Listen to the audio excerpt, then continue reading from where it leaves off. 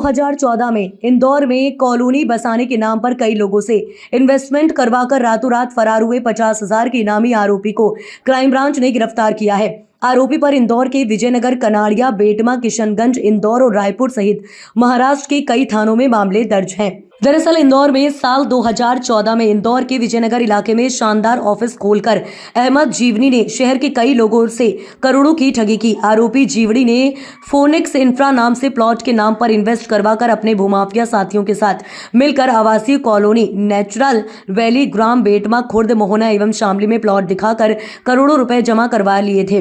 लेकिन लोगों द्वारा रुपए जमा करने के बाद भी उनकी रजिस्ट्री नहीं कराई गई और धोखाधड़ी की थी, जिसके बाद आरोपी जीवाड़ी इंदौर स्थित ऑफिस बंद कर फरार हो गया, जिस पर इंदौर के विजयनगर, कनाड़िया, बेटमा, किशनगंज, इंदौर और छत्तीसगढ़ के रायपुर और महाराष्ट्र के कई थानों में मामले दर्ज किए गए हैं, जिसे पुलिस लगातार तलाश कर रही थी। इस बीच आरोपी नागपुर पहुंचा, जहां से सूचना मिलने पर इंदौर क्राइम ब्रांच पुलिस आरोपी को नागपुर से इंदौर लेकर आई है। आरोपी फरारी के दौरान मुंबई, हैदराबाद, नेपाल सहित कई जगह फरारी काटता रहा और पुलिस से छिपता रहा, लेकिन मुखबिरों से मिली सूचना के आधार पर पुलिस ने जीवाड़ी को नागपुर से गिरफ्तार किया है। आरोपी पर इंदौर जिले के विभिन्न थानों में 10 से ज्यादा मामले दर्ज और 50,000 का इनाम भी घोषित किया गया है।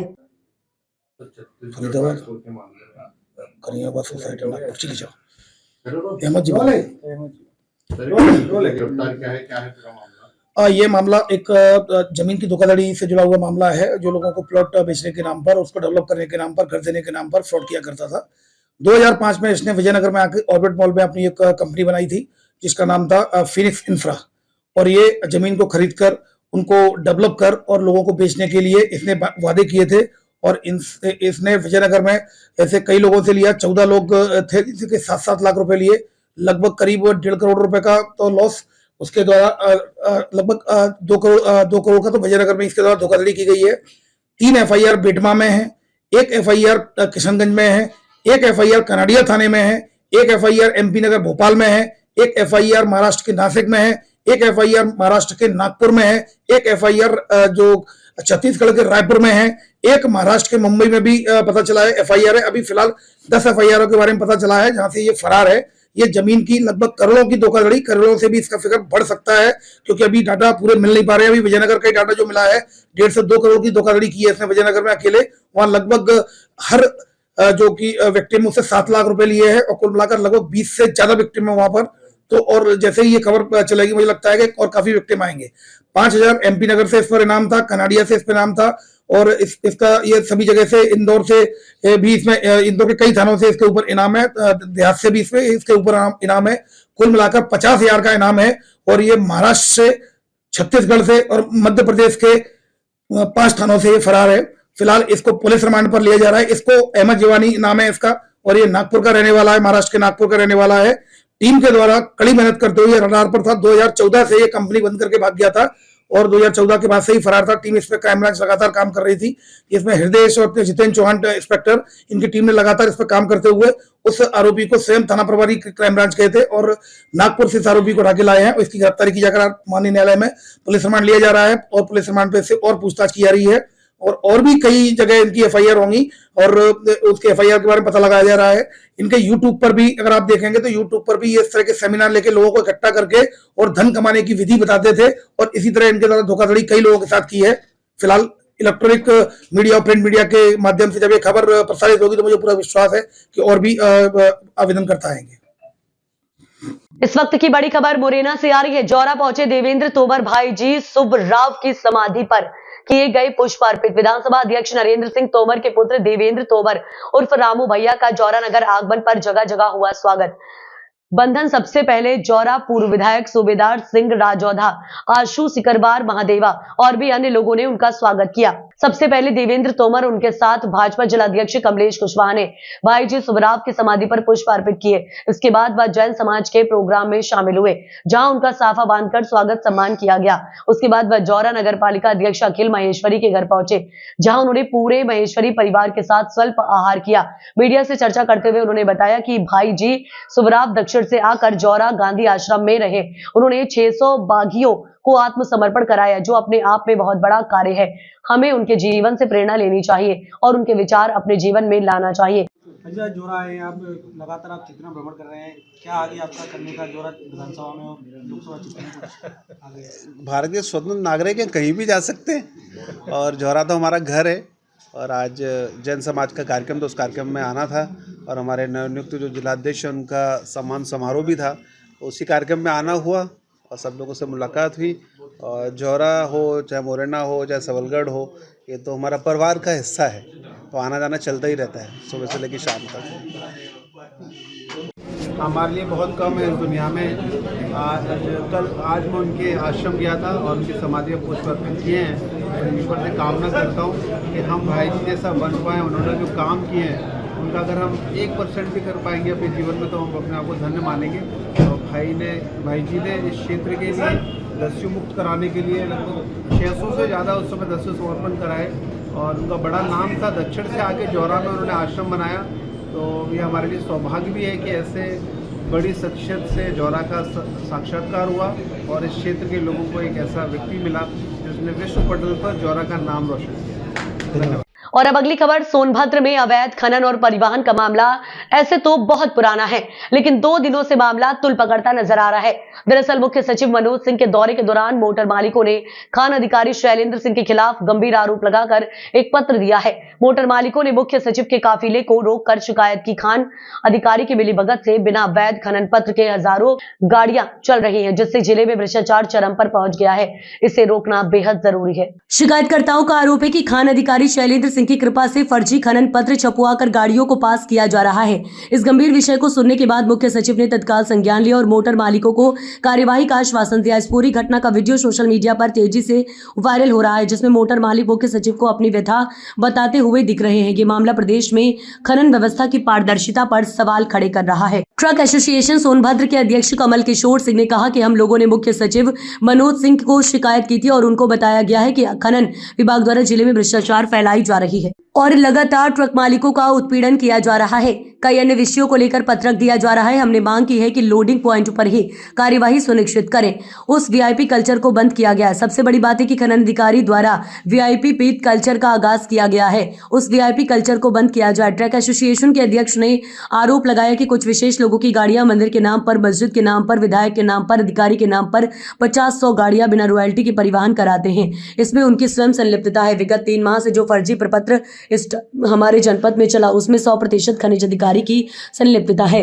इन सब विषयों को लेकर ज्ञापन दिया गया है, जिससे भ्रष्टाचार समाप्त हो, हमारे जिले से अब मोटर वाले सामान्य रूप से व्यवसाय कर सके। कोई कार्रवाई नहीं होती इनके द्वारा और कुछ वीआईपी कल्चर चलाया जा रहा है। 50 गाड़ियां विदाउट प्रपत्र की जाती हैं। एक सब इसमें प्रपत्र भी है जो फर्जी प्रपत्र छपवा करके संलिप्त है इसमें और पूरा हमने लिख दिया सब तरफ। वीआईपी ट्रीटमेंट किसके साथ है? कुछ लोग हैं जो मैसेज के द्वारा खनिज विभाग के खान अधिकारी महोदय के द्वारा जिनको विशेष कृपा दी जाती है वो निकलते तो कैसे निकालते हैं? वो सीधे चले जाएंगे। यहाँ बैरियर लगा हुआ है सर। बैरियर पे मैसेज जो कर्मचारी होते हैं उनको खनिज अधिकारी मैसेज कर मैसेज क्या गाड़ी का नंबर नंबर मैसेज कर देते हैं, वो गाड़ियाँ चली जाती हैं। हाईवे पे सर अवैध रूप से बैरियर लगा है। अभी सर खनन क्षेत्र में कम से कम कुछ नहीं तो 5 लाख घन मीटर अवैध गिट्टी पड़ा है। वहाँ पे कोई कार्रवाई नहीं होगी इनके द्वारा। और ट्रक पे अगर 100 फीट अवैध गिट्टी है तो उसके ऊपर 2 लाख रुपए की पेनाल्टी कर देंगे। ट्रक वाला मर जाए, बर्बाद हो जाए, इनसे कोई मतलब नहीं। सारे मोटर मालिक रोड पे आ गए। मोटर वाहन स्वामी 30,000 रुपए में बेचा जा रहा है, 1500 रुपए घन मीटर।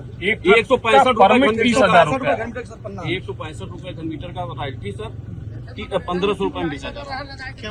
1500 रुपए घन मीटर में बेचा जा रहा है। 30,000 रुपए। एक सेकंड बताइए सर को कि 18 घन मीटर का सर पन्ना लेंगे तो 150 रुपए के दर से होना चाहिए, लेकिन वो 1500 रुपए के 1 घन मीटर के दर से बेच रहा है। 18 गुणित 1500 कर दे रहा है, वो अमाउंट 30,000 हो जा रहा है। हम समझ नहीं पाए। जैसे कि हमारे यहाँ टेंडर हुआ है 165 रुपए घन मीटर का, पट्टा धारक को मिल गया। पट्टा धारक उसको 1500 रुपए घन मीटर में बेच रहा है। ये उसके खिलाफ कोई कार्रवाई नहीं कर रहा है और ये टोटल कार्रवाई मोटर मालिकों के खिलाफ कर रहे हैं। अभी कोई एक मोटर आ जाए जो उनके सिस्टम की नहीं है, मोटर जो सिस्टम की है उसमें कोई कार्रवाई नहीं होगी। जो सिस्टम की नहीं है उसके ऊपर इतनी पेनाल्टी कर देंगे कि वो मोटर मालिक मोटर बेचने को मजबूर हो जाए। सर जीरो पॉइंट्स यहाँ से लोडिंग। हाँ, जहाँ लोडिंग है सर लोडिंग पॉइंट पर कोई कार्रवाई नहीं की गई। आज तक वाहन स्वामियों के ऊपर सर 1000 मुकदमे किए गए, 1000 गाड़ियों का चालान किया। एक क्रशर वालों के ऊपर कार्रवाई नहीं, कोई कार्रवाई नहीं की गई। और ना ही सर जो है क्रशर पे मतलब क्यों कार्रवाई होगी? माइन वाले पे वही तो अवैध सर अवैध तो सर हम क्रशर तो बिना माइन के भी हो सकता है। नहीं सर बिना मटेरियल क्रशर का एक अलग हो सकता है, माइनिंग लीज अलग। जी जी जी क्रशर की तो कोई बात है नहीं। नहीं वो माइनिंग लीज वाला इलीगल माइनिंग कर सकते हाँ, हैं। वो करके इनलीगल वहाँ पत्थर ठीक है, रखते बट शासन की ये निर्देश है कि माइनिंग एरिया में ही चेकिंग होनी चाहिए। हैं। जी जी जी, वही हम लोग भी चाहते हैं। यहाँ पे बैरियर हाईवे पे सर लगा रखे हैं नहीं बैरियर। हटेंगे यहाँ से। ओवरलोड भी धड़ल्ले से चल रहा है, ओवरलोड गाड़ी चलाना एकदम मुश्किल हो गया। श्रीमान जी, हम लोग चाहते हैं कि आप आए हैं जनपद के अंदर तो कुछ अच्छा सौगात लेके जाए। बताइए कि मंदिर मस्जिद बनाने के नाम पे 50 आपने चीफ सेक्रेटरी को उनका काफिला जा रहा था रोक करके, आप लोगों ने क्या ज्ञापन दिया था, क्या शिकायत की उनसे? हम लोगों ने शिकायत किया था यहाँ खनन विभाग द्वारा जो भ्रष्टाचार फैलाया जा रहा है उसी के लिए, और ट्रक मालिकों पे जो उत्पीड़न किया जा रहा है, उन्हीं सब विषयों को लेकर के हमने जो है उनको पत्रक दिया। और पत्रक में ये हमारा था कि लोडिंग पॉइंट पे ही कार्रवाई सुनिश्चित करें। और जो सबसे बड़ी बात वो थी कि इनके द्वारा वीआईपी कल्चर का जो आगाज़ किया गया है वो वीआईपी कल्चर बंद किया जाए। कुछ विशेष लोगों की गाड़ियाँ, कह लीजिए मंदिर के नाम पे, मस्जिद के नाम पे, विधायक के नाम पे, मंत्री के नाम पे, अधिकारी के नाम पे, ये 50 गाड़ियाँ बिना रॉयल्टी की ये गाड़ी परिवहन कराते हैं। खनिज अधिकारी ये स्वयं परिवहन कराते हैं, इसमें इनकी पूरी संलिप्तता है। अभी 3 महीने से, विगत 3 माह से जो फर्जी प्रपत्र कर लीजिए स्कैम परमिट जो हमारे जनपद में चला, उसमें 100% खनिज अधिकारी की संलिप्तता थी। इन्हीं सब विषयों को लेकर के हमने जो है उनको ज्ञापन दिया था कि ये भ्रष्टाचार समाप्त हो हमारे जिले से और हम मोटर मालिक समान रूप से व्यवसाय कर सकें। मध्य प्रदेश के धार जिले के टांडा में साइबर अपराध से कैसे बचे, इसके लिए पुलिस ने किया जागरूक। पुलिस मुख्यालय के निर्देशन में सबके लिए साइबर जागरूकता अभियान चलाया जा रहा है।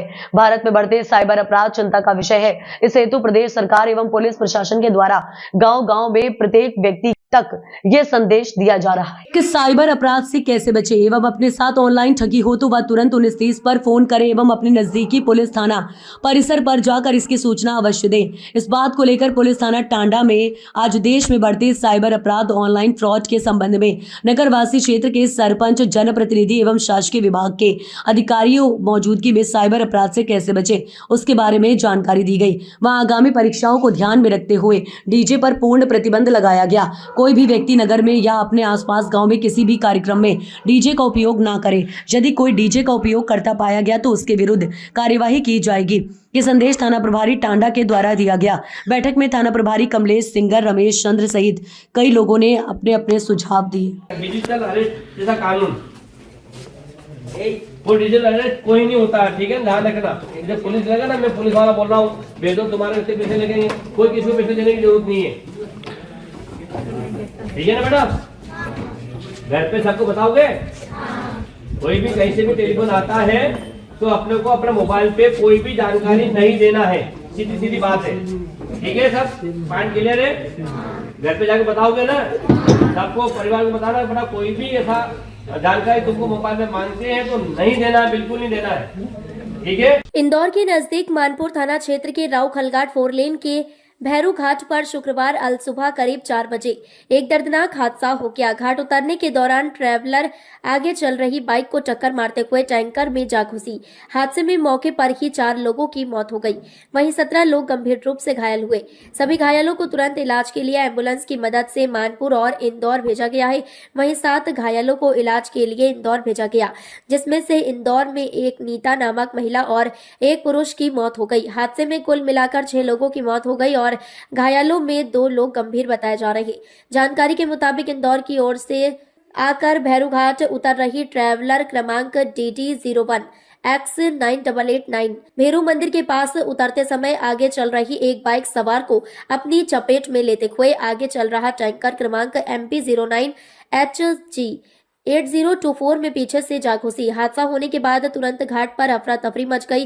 तुरंत मानपुर पुलिस और टोल कर्मचारी भी मौके पर पहुंचे। सभी घायलों को तुरंत बस में से निकालकर एम्बुलेंस की मदद से मानपुर और इंदौर के लिए भेजा गया। वहीं मृतकों के शवों में से 4 शव मानपुर में और 2 शव इंदौर के MY हॉस्पिटल में रखा गया, जहां 2 लोगों की शिनाख्त हो चुकी है। वहीं 2 अभी अज्ञात हैं, जिनकी पुलिस जांच कर रही है। हादसे में ट्रैवलर में बैठे सागर, प्रशांत, बरगल, सोनकाया, लता मोटरे, सविता, रीनू, हंडी, श्रुति, स्नेहल, नीता पाटिल और तीर्थ बेलगांव कर्नाटका के घायल हुए, जिन्हें MYH इंदौर रेफर किया गया है।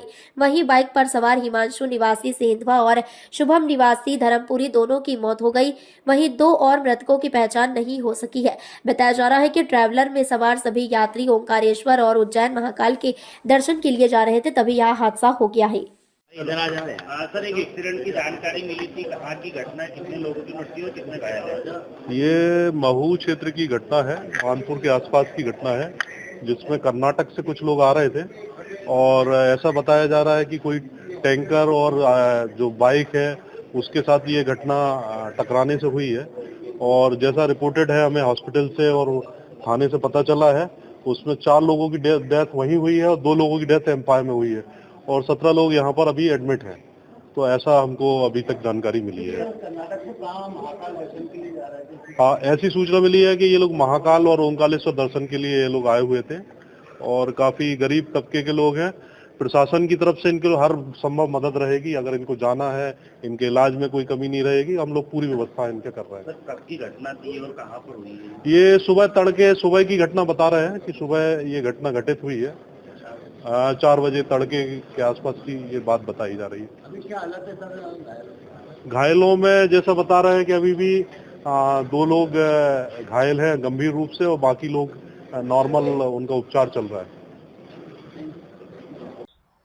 कल रात को करीब 2:30 बजे भेरूघाट मानपुर थाना क्षेत्र में एक एक्सीडेंट हुआ है, जिसमें एक ट्रैवलर गाड़ी है जो कर्नाटक के जिसमें यात्री सवार थे और वो उज्जैन महाकालेश्वर से दर्शन करके लौट रहे थे और एक R15 मोटरसाइकिल, ये दोनों वाहन जाके एक ट्रक से टैंकर जो था उससे इनकी भिड़ंत हुई है, जिसमें तत्काल मौके पर वहीं R15 मोटरसाइकिल के 2 जो सवार थे युवक, उनकी और ट्रैवलर में सवार 2 महिलाओं की दुखद मृत्यु वहां पर हो गई थी।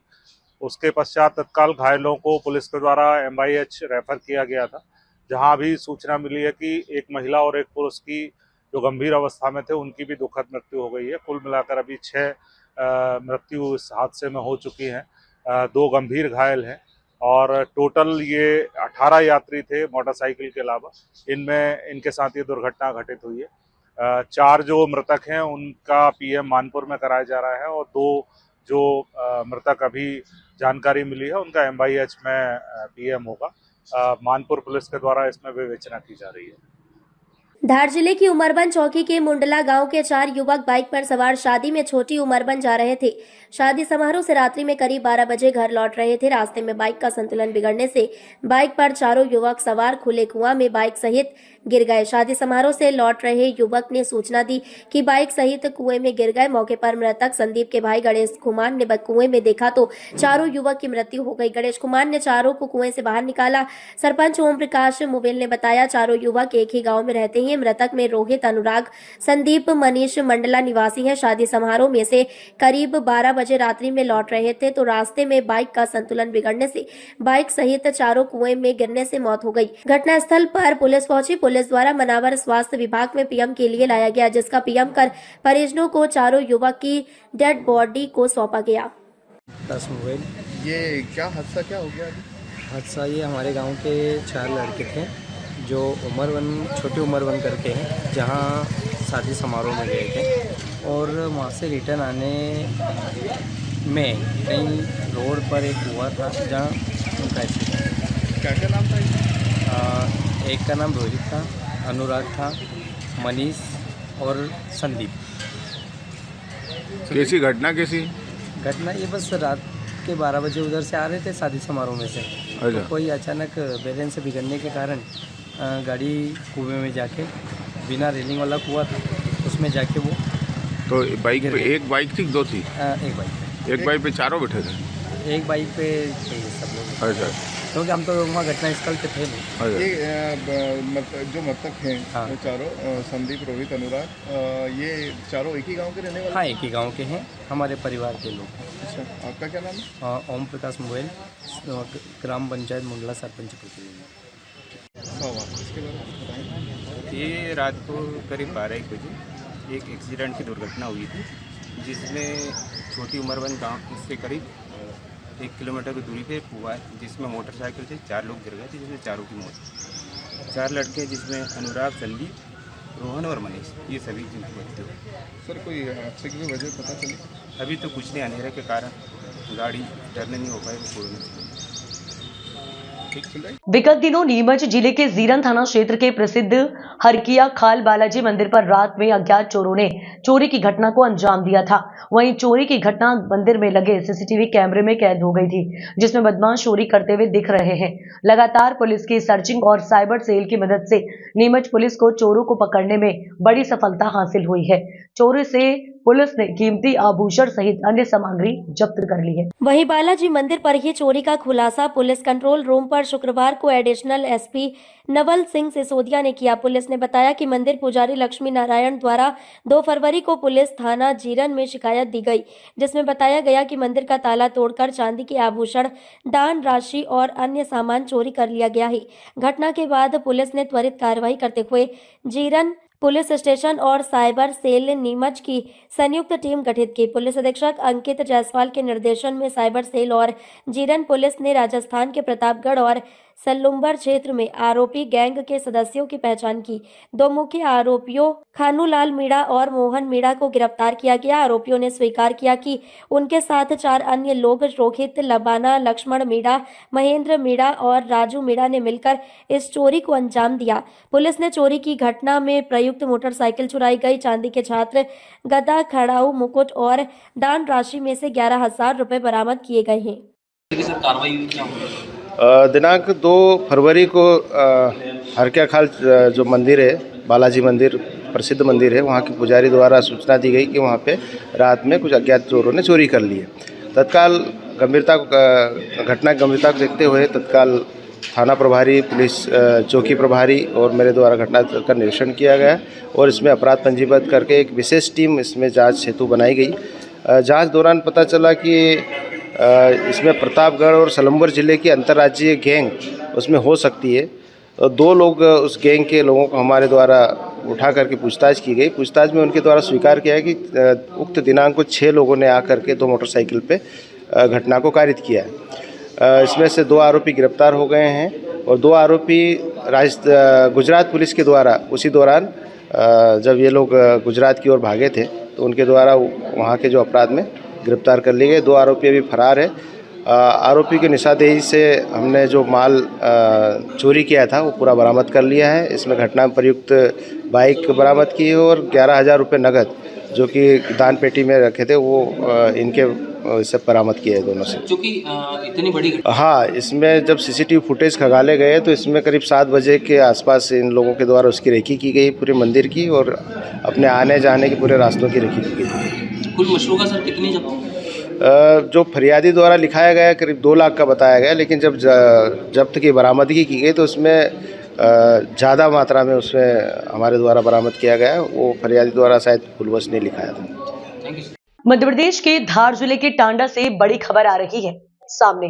मध्य प्रदेश के नेता प्रतिपक्ष उमंग सिंघार की पहल रंग लाई। विभाग ने दिया पीड़ित परिवार को 4 लाख का चेक।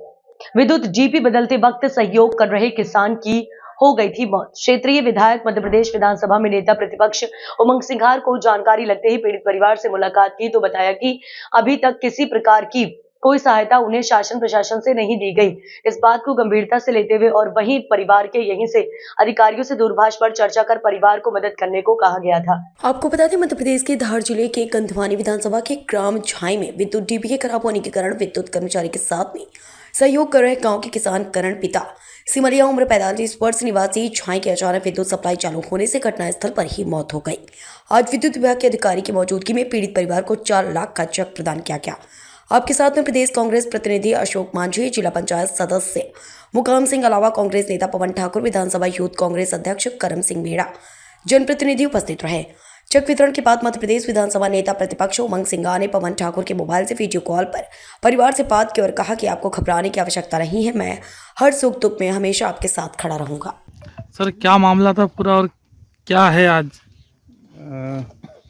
ये 8 तारीख को जो फेल ट्रांसफार्मर चढ़ा रहे थे, उस वक्त फेल ट्रांसफार्मर चढ़ाने के दौरान जो मृतक करण सिंह जो थे ट्रांसफार्मर चढ़ा रहे थे, उस वक्त करंट आया और डेथ हो गई। और उमंग सिंगार साहब का जब दौरा था तो मैं भी आया था, साहब ने बुलाया था। और बाकी जो भी नियमानुसार जो भी कार्रवाई सहायता देने का बोला था वैसे हिसाब से ऊपर भेजा था और 4 लाख का चेक दिए हैं मृतक की पत्नी। क्या मामला है? दिनांक 8/1/2025 को ट्रांसफार्मर चलाने के दौरान करंट पिता झिमरा की घटनास्थल पर मृत्यु हो गई थी। दिनांक 24/1/2025 को माननीय नेता प्रतिपक्ष उमंग सिंगार जी मृतक के घर पहुंचे शोक संवेदना व्यक्त करने के लिए।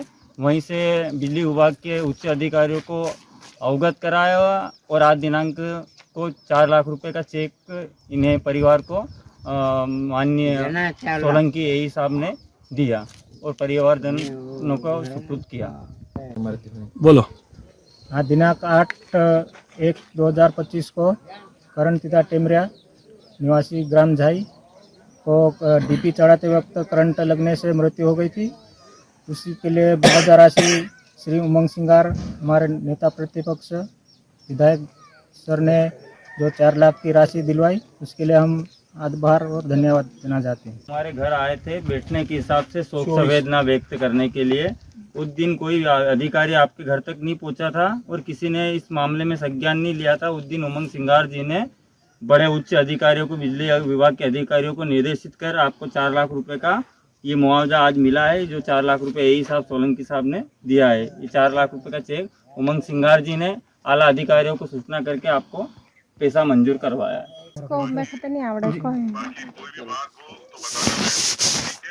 कोई भी बात हो तो बताना ही हो बोला। हो ठीक। अयोध्या हनुमानगढ़ी इलाके में शुक्रवार की दोपहर करीब 12 बजे प्रसाद विक्रेताओं व पुलिस के बीच जमकर झड़प हुई।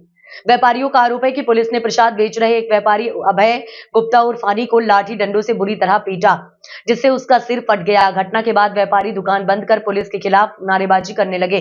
सूचना पर SP city Madhuban Singh, CO Ayodhya Ashutosh Tiwari भारी पुलिस बल के साथ पहुंचे व व्यापारियों को समझाने का प्रयास किया, लेकिन व्यापारी आरोपी पुलिस अधिकारी व कर्मियों के खिलाफ केस दर्ज करने की मांग पर अड़े हुए हैं। व्यापारियों ने बताया कि उक्त प्रसाद विक्रेता एक श्रद्धालु को रेलिंग से प्रसाद का थैला दे रहा था। इस पर वहां खड़े पुलिस अधिकारी नाराज हो गए और गाली देने लगे। उसने विरोध किया तो पुलिस ने लाठी डंडों से उसे पीट दिया।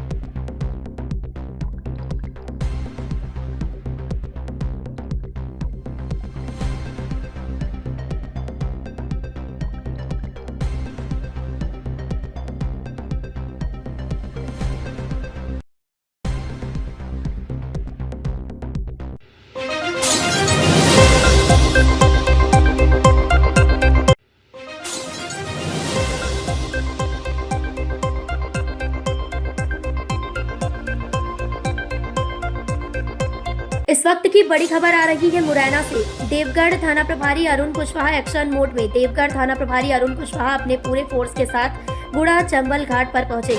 चंबल से हो रहे अवैध उत्खनन को रोकने के लिए जेसीबी द्वारा गड्ढे खुदवाकर रास्तों को अवरुद्ध किया गया। रेत माफियाओं द्वारा खुलेआम चंबल से रेत का अवैध उत्खनन एवं परिवहन किया जा रहा था, जिसको लेकर कई दिनों से शिकायतें मिल रही थी। शिकायतों को देखते हुए देवगढ़ थाना प्रभारी अरुण कुशवाहा में फोर्स के गुड़ा चंबल घाट पहुंचे, जहां उन्होंने गड्ढे खुदवाकर रास्तों को बंद कराया गया।